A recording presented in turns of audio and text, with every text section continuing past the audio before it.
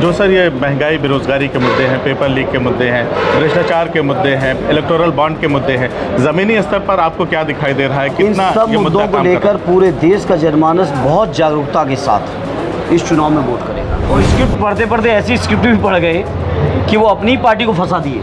सामने वाली प्रत्याशी से कितना टक्कर मानते हैं ऐसे समय में जब देश भर में जो ठाकुरों की लॉबी है पूरा एक साथ आ गए हैं और कह रहे हैं कि जो बीजेपी को हराएगा हम उनको वोट देंगे? प्रधानमंत्री ये कमरा बना के जरूर गए थे, उद्घाटन भी बड़े भव्य तरीके से ढोल नगाड़े के साथ किया उन्होंने, लेकिन 34 दिन के अंदर ही उस कमरे में आग लग गई। सोचो काम की क्वालिटी क्या हो। जो बीजेपी की 10 साल की झूठ है उसका जवाब देना चाहते हैं, क्योंकि रोजगार को लेकर, महंगाई को लेकर, किसानों की आमदनी को लेकर, अर्थव्यवस्था को लेकर जो बीजेपी के लोगों ने वादे किए थे, आज पूरी तरह से जनता निराश है। हमारी हाथरस की बेटी के साथ क्या हुआ? कहाँ गया था प्रधानमंत्री जी का नारी शक्ति का नारा? रात के 2 बजे दलित समाज की बेटी की डेड बॉडी जला दी जाती है, परिवार के लोगों को देखने का मौका नहीं दिया जाता है। बीजेपी के लोग भाषण देते थे भ्रष्टाचार खत्म करने के, आज सोचिए ईडी, सीबीआई, इनकम टैक्स का उद्योगपतियों में छापा पड़ता है।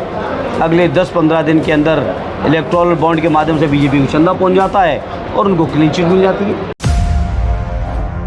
हमारे साथ लोकसभा सदर के प्रत्याशी समाजवादी पार्टी के धर्मेंद्र यादव जी हैं और जो देश में सियासी चुनाव है अपने उफान पर है। धीरे धीरे पूर्वांचल में भी, खास करके आजमगढ़ में भी सियासी घमासान मचा हुआ है। ऐसे में धर्मेंद्र जी 5 विधानसभाओं में लगातार जनसंपर्क कर रहे हैं, जनसभा कर रहे हैं।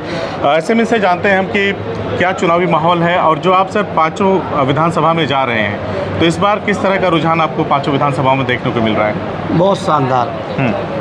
हालांकि आजमगढ़ की एकाध अपवाद स्वरूप कोई चुनाव छोड़ दें जी, तो हर चुनाव में आजमगढ़ के लोगों ने बहुत शानदार समर्थन किया है, आशीर्वाद दिया है यहाँ के लोगों ने। और इस चुनाव में तो मैं कह सकता हूँ कि लोगों के दिल में कसक है इस बात की कि पिछले चुनाव में जो हार हुई उसको कैसे जी उसका बदला लिया जाए या उस हार को जीत में बदला जाए। लगातार लोग चाह रहे हैं, लोग काम कर रहे हैं, पार्टी के लोग काम कर रहे हैं, आजमगढ़ के लोगों का समर्थन मिल रहा है और पूरा यकीन है कि ऐतिहासिक सहयोग मिलेगा, समर्थन मिलेगा और बीजेपी के लोग हराएंगे। सर मैं उसी अपवाद पे आ रहा हूँ। 22 में ऐसी कौन सी परिस्थितियाँ हैं जो 24 में रिपीट नहीं होने वाली? आपने उस पर कितना वर्कआउट किया है? नहीं, वर्कआउट है पूरा। और 22 में कुछ हुई थी, कुछ गलतियाँ हुई थी, बेईमानी भी हुई थी जी। पार्टी की सरकार नहीं बन पाई थी, इस बात का भी एक वर्करों में कहीं ना कहीं निराशा का माहौल था, तत्कालिक चुनाव था। उस बात से हम इनकार नहीं करते, लेकिन आज के माहौल बहुत उत्साहजनक माहौल है और लोग किसी भी कीमत पर देश का संविधान बचाना चाहते हैं, लोकतंत्र बचाना चाहते हैं। जो बीजेपी की 10 साल की झूठ है उसका जवाब देना चाहते हैं, क्योंकि रोजगार को लेकर, महंगाई को लेकर, किसानों की आमदनी को लेकर, अर्थव्यवस्था को लेकर जो बीजेपी के लोगों ने वादे किए थे, आज पूरी तरह से जनता निराश है। और इसी का परिणाम देखिए कि पश्चिमी उत्तर प्रदेश का जो पहले चरण का चुनाव हुआ है, मैं समझता हूँ पहले चरण से ही बहुत शानदार शुरुआत जी हमारे इंडिया अलायंस और समाजवादी पार्टी की हो चुकी है। और पूर्वांचल का जो ये 6ठा चरण होगा जी, 6ठा चरण आते आते तो आधी होगी समाजवादी पार्टी और इंडिया गठबंधन। 6वां चरण आते आते आधी हो जाएगा। सामने वाली प्रत्याशी से कितना टक्कर मानते हैं ऐसे समय में जब देश भर में जो ठाकुरों की लॉबी है पूरा एक साथ आ गए हैं और कह रहे हैं कि जो बीजेपी को हराएगा हम उनको वोट देंगे? साथ ही साथ ये भी कहा जा रहा है कि इस बार के जो मुद्दे हैं, महंगाई, बेरोजगारी, ये मुखर होकर जनता इस पर वोटिंग करेगी। तो इन सब चीज़ों को आप कैसे समझते हैं? जो बड़े बड़े मुद्दे हैं, राष्ट्रीय मुद्दे हैं, कहीं ना कहीं ये क्षेत्रीय मुद्दों से भी जुड़े हुए हैं। देखो, बिल्कुल मुद्दे जुड़े हुए हैं। और जहाँ तक जिन समाज की आप बात कर रहे हैं, बड़े स्वाभिमानी लोग हैं जी और बहुत बात वाले लोग हैं।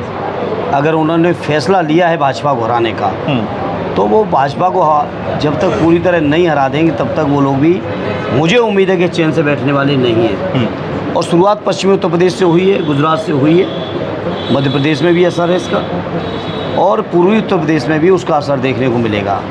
जहाँ पीडीए को मानने वाले लोग समाजवादी पार्टी और इंडिया अलायंस का साथ देंगे, वहीं वो लोग बीजेपी से जो नाराज़ लोग हैं, बीजेपी के लोगों ने जिनको अपमानित किया है, धोखा दिया है, उनको नाउम्मीद किया है, तो सारे लोग मिलके इस बार इंडिया अलायंस को जिताएंगे और देश के संविधान को बचाएंगे। और सर कहीं ना कहीं जो ठाकुर समाज है इसको बीजेपी का हार्डकोर वोटर माना जाता है। ऐसे में जो ये एक तरह से आग ही लगी हुई है, बीजेपी कहीं ना कहीं इससे फायर हो रही है, तो इसे किस तरह से देख रहे हैं? देखिए, ये बीजेपी के लोगों ने सबके साथ धोखा किया है, सबके साथ धोखा है, पूरे देश के हर व्यक्ति के साथ धोखा है, कुछ चुनिंदा गुजराती लोगों को छोड़ के, क्योंकि सारे देश की सारी सुविधाएं, सारी सेवाएं कुछ विशेष लोगों के लिए प्रोवाइड है। मैं कहता हूं बीजेपी की खुद की पार्टी में ज़बरदस्त असंतोष है, वो लोग भी संतुष्ट नहीं है। जो सर ये महंगाई, बेरोजगारी के मुद्दे हैं, पेपर लीक के मुद्दे हैं, भ्रष्टाचार के मुद्दे हैं, इलेक्टोरल बॉन्ड के मुद्दे हैं, ज़मीनी स्तर पर आपको क्या दिखाई दे रहा है? इन कितना सब ये मुद्दों मुद्दा को काम कर रहा लेकर पूरे देश का जनमानस बहुत जागरूकता के साथ इस चुनाव में वोट करेगा। बीजेपी के लोग भाषण देते थे भ्रष्टाचार खत्म करने के, आज सोचिए ईडी, सीबीआई, इनकम टैक्स का उद्योगपतियों के छापा पड़ता है, अगले 10-15 दिन के अंदर इलेक्टोरल बॉन्ड के माध्यम से बीजेपी को चंदा पहुंच जाता है और उनको क्लीन चिट मिल जाती है। ये है बीजेपी का सुचिता। मैंने एक सवाल आपसे ये पूछा था, उसी में जुड़ा हुआ सवाल था कि सामने वाले प्रत्याशी से कितनी टक्कर मानते हैं इस बार? प्रत्याशी को तो हम गंभीरता से नहीं लेते, गंभीरता से नहीं लगा, हम नहीं लेते, क्योंकि स्क्रिप्ट पढ़ते हैं और स्क्रिप्ट पढ़ते पढ़ते ऐसी स्क्रिप्ट भी पढ़ गए कि वो अपनी पार्टी को फंसा दिए। आप सोचिए, बेरोजगारी का पत्रकार मित्रों का सवाल गंभीर सवाल है, और पत्रकार मित्रों का क्या, वो देश के जनमानस का सवाल है। उस सवाल पर इस तरह की ऊट पटांग बातें करना, मैंने आने के दिन ही कहा था कि स्क्रिप्ट दी जाती है और उस स्क्रिप्ट के इफ़ेक्ट क्या होंगे, इम्पैक्ट क्या होगा, उसका क्या अर्थ या निहितार्थ निकलेगा, इसका एहसास ही नहीं उनको एहसास। और मुझे लग रहा कोई नए स्क्रिप्ट राइटर ने स्क्रिप्ट लिखी और उसका इम्पैक्ट नहीं भी देखा, आज उनकी पार्टी को भी जवाब नहीं मिल रहा है देखने को। पिछले दिनों आपका एक बयान आया बेहद चुटीले अंदाज में, आपने रामभद्राचार्य से जो बातचीत हो रही थी, आम्रपाली दुबे जी वहाँ मौजूद थे। हम हालांकि व्यक्तिगत चीज़ों पे नहीं जाते हैं जी, हम राजनीति को गंभीरता से और राजनीति को जनता के मुद्दों से जुड़े हुए मुद्दों पे करते हैं। लेकिन आपने चुनावी हलफनामे का जिक्र किया था। नहीं, वो जिक्र इसलिए किया कि पत्रकार मित्र आप लोग सवाल करते हो जी कि ये हुआ वो हुआ, ये वीडियो वो वीडियो, मैंने कहा क्यों टेंशन लेते हो, अभी चुनाव के दिन एफिडेविट फाइल होगा, उस दिन देख लेना सच्चाई, वीडियो में वो सच्चाई है या कुछ और सच्चाई, वो भी पता चलेगी आजमगढ़ के लोगों को। हालांकि जिस तरीके की चीज़ें हैं जी, और जो हमारा ये ज़िला है, ये लोकसभा क्षेत्र है, जिस लोकसभा क्षेत्र को चौधरी श्रद्धेय चंद जी ने, श्रद्धेय रामदेव जी ने, श्रद्धेय नेताजी माननीय अखिलेश यादव जी जैसे लोग जिस क्षेत्र से एमपी रहे हो, उस क्षेत्र के सांसद का इस तरह का आचरण, मैं समझता हूँ क्षेत्र के लोग ही शर्मिंदा हैं। एक आपके संसदीय क्षेत्र से बाहर का एक सवाल है, हालांकि वो बेहद ज़रूरी है, क्योंकि प्रधानमंत्री नरेंद्र मोदी जी अक्सर नारी शक्ति के स्वाभिमान और सम्मान की बात करते हैं, लेकिन जो मामला गोरखपुर के सांसद रवि किशन जी का सामने आया है, तो इस चरित्र के बारे में आप कभी सम्मान नहीं करते, वो केवल बातें करते हैं। उनकी जो मामला आया ये आपके सामने, और भी मामले हैं इस तरह के, वो आपके सामने, मैं इन मामलों से भी हट के बात करता हूँ, किसी के चरित्र हनन पे जाए बिना भी मैं बात करता हूँ जी। हमारी हाथरस की बेटी के साथ क्या हुआ, कहाँ गया था प्रधानमंत्री जी का नारी शक्ति का नारा? रात के 2 बजे दलित समाज की बेटी की डेड बॉडी जला दी जाती है, परिवार के लोगों को देखने का मौका नहीं दिया जाता है। पार्टी की तरफ से ऑलरेडी राष्ट्रीय अध्यक्ष जी ने एक डेलीगेशन भेजा था हाथरस में, मैं भी उस डेलीगेशन का हिस्सा था। उस परिवार के दर्द का क्या होगा, क्या कोई जवाब है? उसमें बहुत सारे लोग क्लीन चिट दे दिए हैं यूपी सरकार ने, और क्लीन चिट दे के बचाने का भी काम किया। मैं तो उसी स्तर तक बात कर रहा हूँ, मैं किसी चरित्र हनन पे नहीं जाना चाहता, ना मैं व्यक्तिगत मुद्दों पे कभी जाता हूँ। मेरी राजनीति हमेशा श्रद्धेय नेताजी ने सिखाई है कि मेरी राजनीति या पार्टी की राजनीति, समाजवादियों की राजनीति जनता के मुद्दों पे खड़ी रही है। और अगर इस तरह की कोई घटना जो गोरखपुर की, जो मीडिया के माध्यम से सबको पता चल रही है, उस परिवार को न्याय मिलना चाहिए। पहले चरण का मतदान हो चुका है, दूसरे की तैयारी हो रही है। आप अनुभवी नेता हैं, राष्ट्रीय राजनीति में भी दखल है, क्या लग रहा है जो बीजेपी अपने गुब्बारे में 400 पार का हवा भर रही है, पहले चरण के मतदान के बाद क्या स्थिति आपको नजर? जो हमारे राष्ट्रीय अध्यक्ष जी ने कहा 400 हार, उसकी शुरुआत कर चुके हैं पश्चिमी उत्तर प्रदेश के लोग। और जो लोग ये दावा करते थे कि हम 80 में 80 जीत रहे हैं, 8 तो उनकी पहले राउंड में ही कम हो गई है। 8 तो पहले राउंड में ही कम हो गई, और आजमगढ़ आते आते तो मैं समझता हूँ 60 कम हो चुकी होंगी। अभी 8 कम हुई हैं, आजमगढ़ पहुँचते पहुँचते 60 कम हो चुकी होंगी। अमूमन आजमगढ़ को सपा का गढ़ कहा जाता है। आप आजमगढ़ में हैं और जनता से अपने लिए वोट और समर्थन मांग रहे हैं। जनता ने जिताया तो जैसे आप क्षेत्र भ्रमण कर रहे हैं, कुछ मित्रों का सवाल था, कुछ आम जनता का सवाल था कि धर्मेंद्र जी मिलें तो ज़रूर पूछना कि जैसे सपा ने जो बहुत सारे काम कराए हैं आजमगढ़ में, इनके अलावा वो कौन कौन सी संभावनाओं को देखते हैं विकास की, अगर उन्हें जनता मौका देती है? देखिए, बहुत सारे सवाल हैं और विकास एक सतत प्रक्रिया है जी, लेकिन हम फ़ख्र के साथ कह सकते हैं आज आजमगढ़ के अंदर जो कुछ भी विकास है वो समाजवादियों की देन है। सदैव नेताजी ने शुरू किया, अखिलेश यादव ने उसे आगे बढ़ाया। प्रधानमंत्री ये कमरा बना के ज़रूर गए थे, उद्घाटन भी बड़े भव्य तरीके से ढोल नगाड़े के साथ किया उन्होंने, लेकिन 34 दिन के अंदर ही उस कमरे में आग लग गई। सोचो काम की क्वालिटी क्या होगी। लेकिन आजमगढ़ के विकास के लिए हम लोग दृढ़ संकल्पित हैं और मैं लंबी बातें नहीं करता।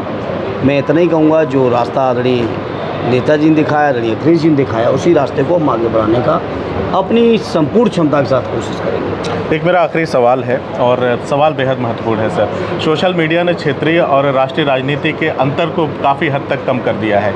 एक अभी हाल ही में मोदी जी का एक बयान आया है, उन्होंने कहा कि ये चुनाव उनको दंडित करने के लिए है जो संविधान के खिलाफ हैं। उन्होंने विपक्ष पर हमला बोलते हुए कहा है, जबकि उनके ही नेता अनंत हेगड़े और एक हैं लल्लू जी हैं, अरुण गोविल जी हैं और एक मिर्धा जी हैं, लगातार संविधान बदलने की बात करते हैं कि अगर भारतीय जनता पार्टी को फुल मैंडेट मिल गया तो हम संविधान बदलने का काम करेंगे।